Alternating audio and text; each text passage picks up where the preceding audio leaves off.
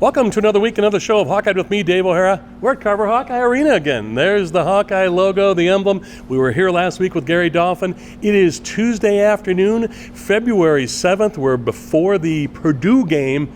I'm burying the lead. Here's Payton Sandfort, everything Iowa guard. And I got to tell you, Payton, it's great seeing you again. I saw you on Zoom last year when you joined us on the show, but thanks for being here. Of course. Good seeing you, man. Thanks for having me on, Dave. You're very welcome. Thank you.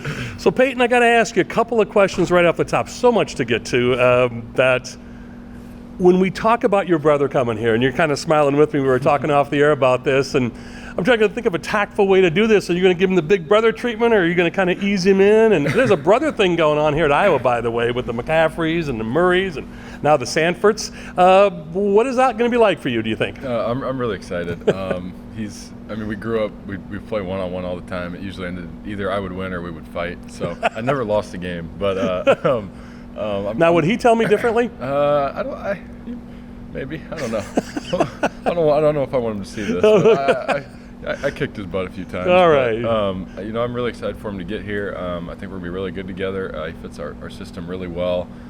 Smart player, and I'm not going to take it easy on him. I'm going to welcome him here, but we expect to compete for championships, and just another player. I'm very excited to get him here, and I'm going to be a little hard on him, but I want to be ready to go right away and be that good player. Iron sharpens iron, right? Absolutely. You bet. In the family, and also, and we talked about last time when you joined us last summer, you got quite a family of basketball players, from your grandpa to your mom to your dad, and now you and Price. But I want to go a couple different places with you when you mentioned Illinois, and we can talk about Michigan State. And earlier this year, 0-3, just like last year. You start off in the Big Ten, season, and man, you had Wisconsin beat here at Carver. It was tough to watch that one, and you lose that one in overtime. And Patrick makes the big shot to send it into overtime, and then you guys lose a heartbreaker to Wisconsin. And then just stumbling out of the blocks like that. I don't want to say it's a mental thing, but do you guys, and Chris Murray kind of referenced this last week, you guys really start thinking to yourself, okay, we got to start playing, or is there a gear that goes on? What happened? Yeah, I kind of talked to Connor on the plane after we lost to Penn State to drop to 0-3, and I just said, what do you think we need to do to get it going? And he just kind of hit on how important it is just to get one. So we had Indiana at home sitting at 0-3. We got down big early, and then we all kind of just came together. We said, this is where our season changes. So we start playing hard, playing together. And since then, I think we're on a roll. It's about 7-2, I think. Yeah. So it's been quite a stretch, and we're playing a lot harder and more together. Absolutely, and that's what I was going to lead into next. So it's a switch where you just say, hey, we're stopping this right now, because I was sitting out down the hallway here at Carver Hawkeye watching that Indiana game, and you guys got down early, as you mentioned, and all of a sudden, whiz bang boom, shots started falling, and you guys really pressed, and that's when you're at your best. When you get it off the glass and go, that's when you guys are at your best. Absolutely. When we're running transition, Coach McCaffrey really stresses that. That's Iowa basketball right now. That's who we are. So when we're getting those rebounds, even if they score, we're trying to get it out of the net quick, get down the floor, beat them down, and then get easier ones, and it makes offense a lot easier. When you go through the ups and downs of a season, so your threes against Illinois, you look at the box score and go, wow, I thought Payton had more than 9 points, but they were 3 huge threes. And then Michigan State, you get the last 2 shots, and I agree with all the McCaffreys, Fran and Connor. If you're getting the last shot, Payton Sandfort, I'm pretty good, and I'm happy with that. I could tell you were disappointed, but you're able to, as a competitor, shrug that off because you know you're going to get some the next game. Exactly. I missed that big one at Michigan State, but I never got down on myself. The whole stretch here where we've been playing really well, I've hit some big shots, so I'm just going to continue shooting. Even that one at Michigan State, I shot it really well, just hit the back iron, and sometimes that's just the way the ball falls. Michael Jordan talks about that all the time, missing all those game winners. So I had to stay confident in myself, stay confident in my teammates, and just keep playing ball. That's how you survive the Big Ten. That's a very mature and experience on your part, and obviously good upbringing and being trained in the basketball world. But when you take a look at something like that and what you were going through earlier this season and even last season, I remember you told me when you were on the show last year and you said, hey, I asked Coach to put me on the scout team. And then when you came back to the team or in the rotation, the run you guys were on at the end of last season and going into the Big Ten tournament was unreal. And this year, similar thing where Fran kept saying, Coach McCaffrey kept saying, I want Payton to keep shooting. He had confidence in you. That has to mean a lot to you, to where you don't have to sit there and go, geez, should I kind of maybe not shoot tonight, or should I lay off on this shot? It really keeps you in the flow. Yeah, absolutely. I think his confidence in me was the most important thing during that stretch. I mean, it was tough, but I was still getting a lot of good looks. I was playing similar to how I am now. It's just the shots weren't going in. So I haven't really changed all that much. I just decided one day at practice that I was going to focus on bringing energy, bringing leadership to the team instead of just focusing on making threes, because that makes it a lot harder. And then once I focused on that stuff, the shots started going in, and they've been going in ever since. Perfect, because I was going to say, is there something you can tangibly say, this changed? So again, you've been known as a great ball handler, defense, assists, rebound, and Connor looks for you all the time. Your teammates did. So I'm glad to hear that. It wasn't anything that, I mean, folks, as you know, it's not that Payton's not working hard, because that's the one thing Fran kept saying too, is nobody works harder. And so you brought that energy. That's what you did. Exactly, yeah. It started, I think, 2 days before the Indiana game. I just kind of woke up and I wasn't feeling well. Just really down on myself. It's been a tough stretch, but I just said, you know what, I'm going to bring an insane amount of energy today, see if we can turn the season around, and that's absolutely what happened. And then once the energy changed, everything else changed. Let's talk about that a little bit with the rhythm that you guys have right now. You know, you finally get Josh Agundale back. Mm-hmm. You know, Riley Mulvey's been putting in some minutes. So besides all the stalwarts, what a game Tony Perkins had. You know, a couple of games, not just against Illinois, but, you know, you've had big games. Connor's had big games, and Chris, of course, doing what he does. Phillip, who I didn't think, but I'm glad you guys did. I knew he'd be good, but he's a double-double machine. Yeah. So now you're getting everybody back, and that has to help in practice, where you have a big guy like you can practice against Josh Agundale, and you can practice against Riley Mulvey to get ready for a guy like Zach Edey in Purdue. Exactly, kind of like you said earlier in the show, iron sharpens iron. So it's really important to get those guys back, just at least for a practice standpoint, and then Josh and Riley are going to be very crucial to the game on Thursday night. Just bring in that big presence. They're going to battle down low, fight them for rebounds, so I'm excited to see what those guys can do. Yeah, I'm really glad you said that, and we can say this as we wrap up this first segment.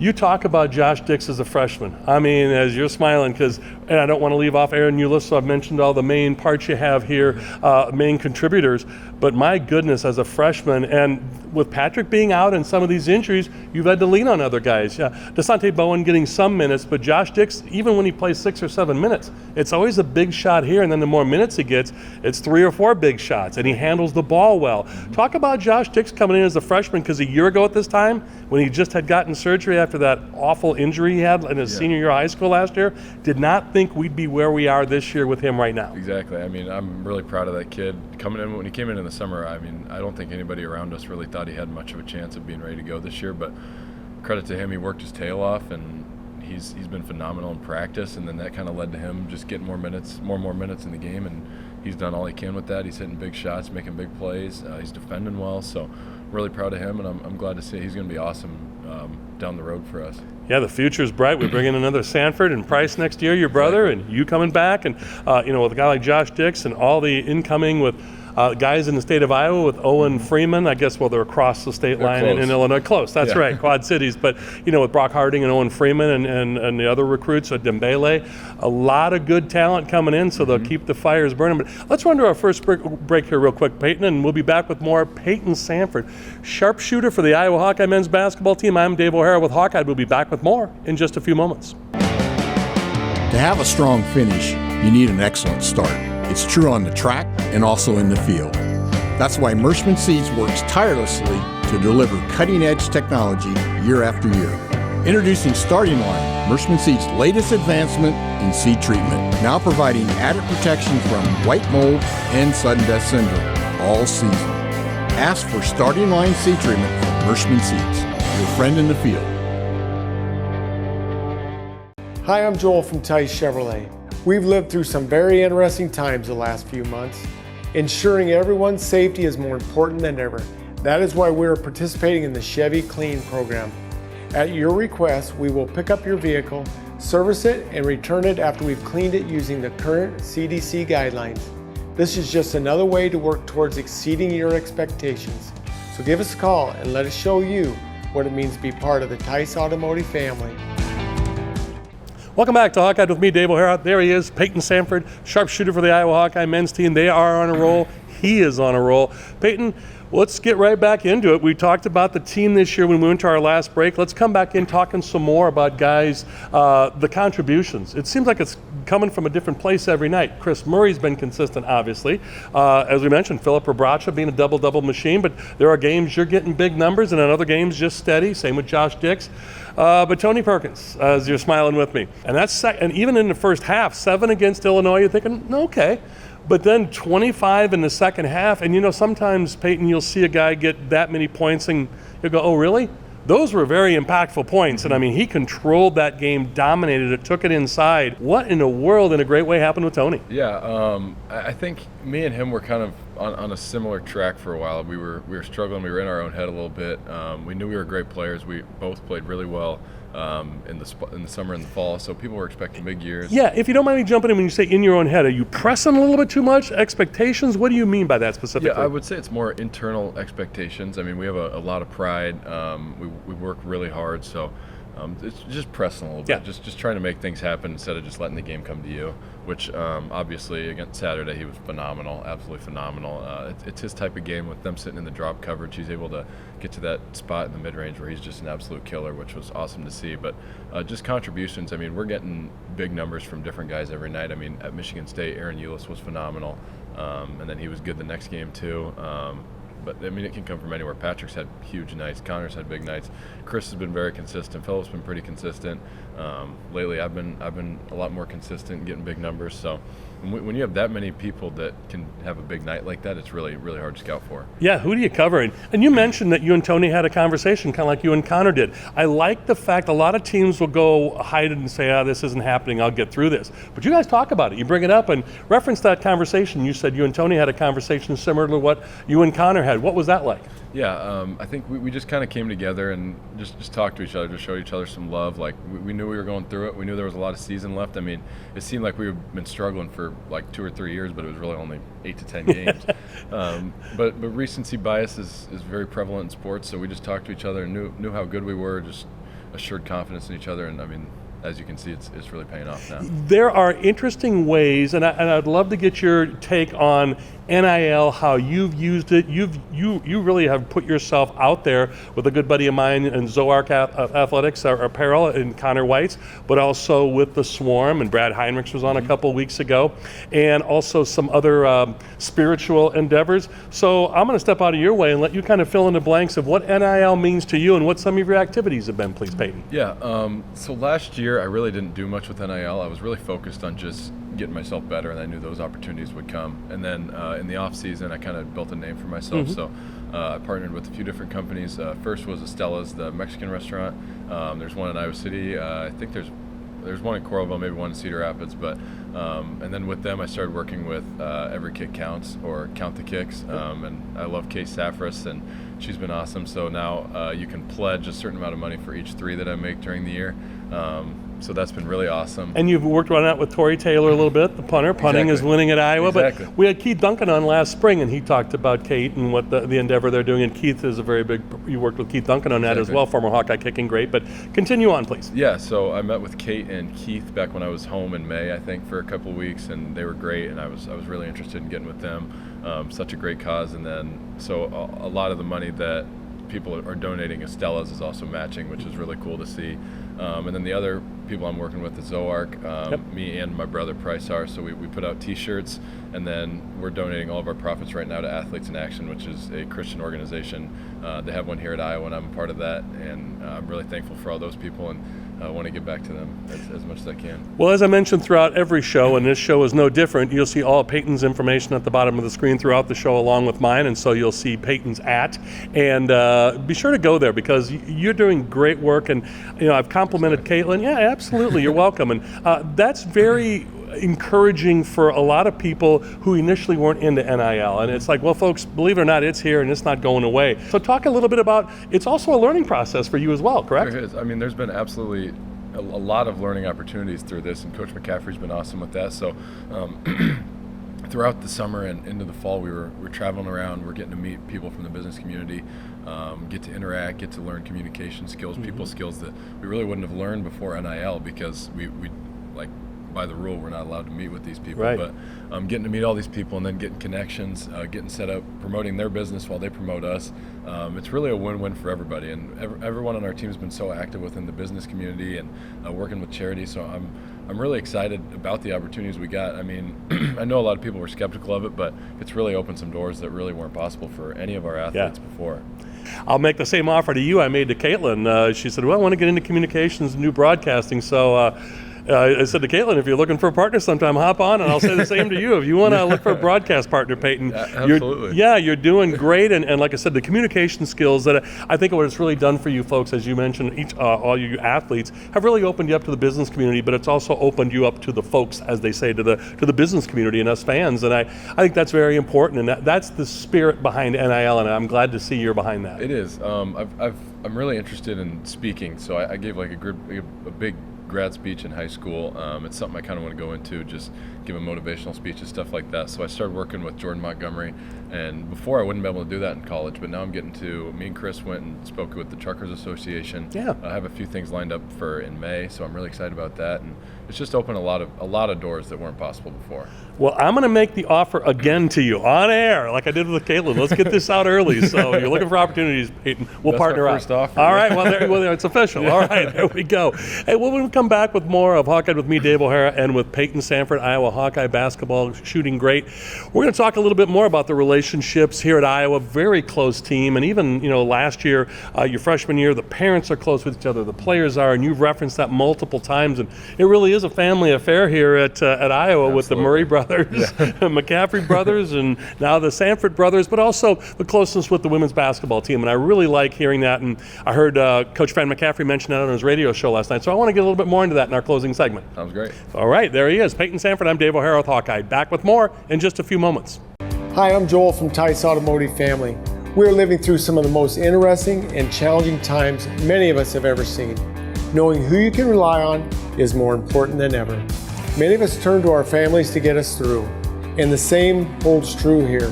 From our fair, upfront pricing to exceptional service after the sale, we truly want to exceed your expectations. So give us a call or stop by and let us show you what it means to be part of the Tice Automotive family. Who do you trust to produce the best yield? A seat company that's chasing technology, or a seat company that's writing a book on it? Merschman Seeds is a leader in technology. We're independent and family owned. Our sister company, MS Technologies, provides access to world-class traits and genetics. And our starting line seed treatment is second to none. Who can you trust with your yields? Merschman Seeds, your friend in the field.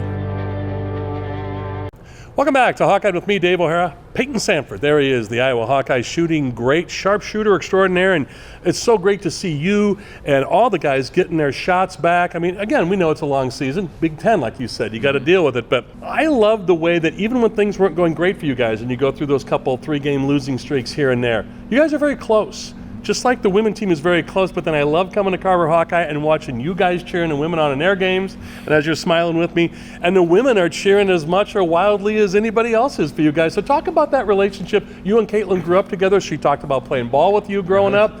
Let's talk about them a little bit, please. Yeah, they're very, very fun to watch, and we're the biggest supporters of each other. We see each other all the time in the weight room, at practices, so we're very close with them, but it's been awesome just to watch them. They're hot as well. I mean, they might be hotter than us, which is hard to do, but we love watching them play. They're so exciting. And then Caitlin and Monica are something else, but growing up with Caitlin, we were rivals in like kindergarten and first grade. we played a lot of ball together and against even each that other. young. And that's awesome. My dad and grandpa coached us, and we all believed that Caitlin was the best player in the league. So we did everything we could to slow her down. We were throwing doubles at her in first grade, and she still was getting 20 points. Please tell me you weren't playing a zone in first grade. No, we weren't playing zone. Okay. We were just running the double at her because we couldn't stop her otherwise. But Yeah, I mean, she's been spectacular. She's so fun to watch. So when we talk about that and NIL and the closeness of the teams and the way things are going, as you said, they're at the top of the Big Ten, and they beat Ohio State, who was undefeated, and now hopefully they can knock Indiana off. But same with you guys. You look at, I don't want to say underrated. You're used to playing against Zach Edey. Not that it's easy or you like it, but talk to us a little bit about what kind of a beast that Purdue is. Oh yeah, they're unbelievable. I mean, their guards are special. They're just freshmen, but they're so good at getting the ball into Edey. They throw perfect passes every time. They're very physical, very smart. So they're tough to play against, especially with Edey on the inside. But we're gonna do everything we can. We have to be connected defensively. We got to run them offensively, and I think we're gonna give them our best shot. We had them beat there last year if we would have gotten a few more rebounds. So we'll hang around with them. I'm not concerned. I'm calling it a W already, folks, by the time you see this. Because last year, again, even without Keegan, early in the season, it was those early December games at Purdue, and you remember it well. So let's then talk about the rest of the season. You've got another game against Indiana. They're going to want some for you after losing here at Carver Hawkeye. Like us very much. No, so talk about that a little bit. Yeah. I mean, we're 3-0 against them so far in my career, and all three of the games we've been down like 9 or 11 late. So I haven't been to Assembly Hall yet. We played them last year in Indy in the Big Ten tournament, and that was a pretty hostile crowd. So the two road games in Indiana are going to be pretty tough down the stretch. Hopefully the Iowa women can warm it up for you going to Bloomington, as you mentioned, exactly. Assembly Hall. And I won't get into the coaching how Mike Woodson feels about Fran McCaffrey and vice versa. I'll leave that to them. But as you can see, Payton and I are at Carver Hawkeye Arena today with the Hawkeye logo and the emblem here. And is there some trash being talked? And I mean, obviously you all are very competitive. But again, talk to us a little bit about that Indiana game specifically. Yeah, I think to compete in this league, you really have to have a chip on your shoulder, which we have a lot of guys who have that. Yes. A lot of guys have been underdogs their whole career. Chris and Keegan were under-recruited. A lot of guys on our team were under-recruited. So a lot of us have that fire. We don't really take crap from anybody. So we're out there trying to win every game. And then Indiana, I mean, a lot of those guys are the same way. They're a very good team, and we're just competitive. Emotions get the best of you sometimes. That's what makes it fun, right? Talk about that a little bit. What are you consciously, I know you don't talk about it every day and say we're going to do this, this, and this, but that's got to be a little bit of a conversation as you go into the postseason. I got to believe that when you go into March that things need to change some. Yeah, I think last year we got too high. Nobody ever really was able to move on because it was a really tough turnaround. We left about 24 hours after we got back from Indy. And it was a tough turnaround. We played Thursday morning. Crowd wasn't the same that it was in Indy. People were, I think we came out sluggish. We weren't ourselves. But now we've been through that. We can recognize that. We just got to have the same energy, play free, play our game, and we'll be fine. I like to hear that. Yeah. I'd rather be, talking about this than, looking positively and saying, oh boy, we got to look out for March. But so as we close out the show, I want to talk a little bit about Patrick McCaffrey. And I mentioned how close you guys are as a team, and I keep weaving that back in and out of this show because it is such a common thread here at Iowa. And now in your team itself, what was that like for you? I'm not going to have you speak for Patrick, but what did you go through as his teammate? What did you and your rest of your teammates go through to help Patrick along with that? That, when he talked to you, did he say, hey, I'm going to need some extra time, or here's what I need? Take us inside as much as you can. I don't want to get too inside with you, but talk to us as much as you can about what that process was like for you, but also as the team for Patrick McCaffrey. Yeah, as a teammate, it was hard to see a brother struggling like that. I mean, I really didn't even recognize anything was going on. I still thought it was normal, but I guess there were a few signs. So the only thing that I could really do as his teammate, and I'm his roommate on road trips, so I just had to be there for him. I think he just wanted some normalcy, so I just tried to continue to crack jokes and just have fun with him on road trips. But it's hard. You never want to see anybody struggle like that. So all we could do was support him, and then I think that helped our team. A lot of guys kind of tried to rally around that to support him. So every practice, every game, we were really playing as hard as we could, and then once he was ready to return, we welcomed him back with open arms. I think that is well stated. And when you were on the road when he wasn't playing, did you still talk basketball? Did he not want to talk basketball? Like you said, you just cracked jokes. Did you keep it light? Or he seemed to be engaged when he was on the bench in street clothes. What was that like, if you could tell us, please? Yeah, he was still very engaged. We would talk basketball in the room. We'd watch movies. We'd do everything normally like we always do. So not a whole lot changed, and him being so engaged allowed him to come back and have those 3 big threes against Rutgers, and Yeah. That was neat to see, wasn't it? That was awesome. I That was wanted you quite to a finish. moment. Yeah, I didn't want to step in there. You're exactly right. Quite a moment indeed, and to see he's working into the lineup now and getting his minutes. So,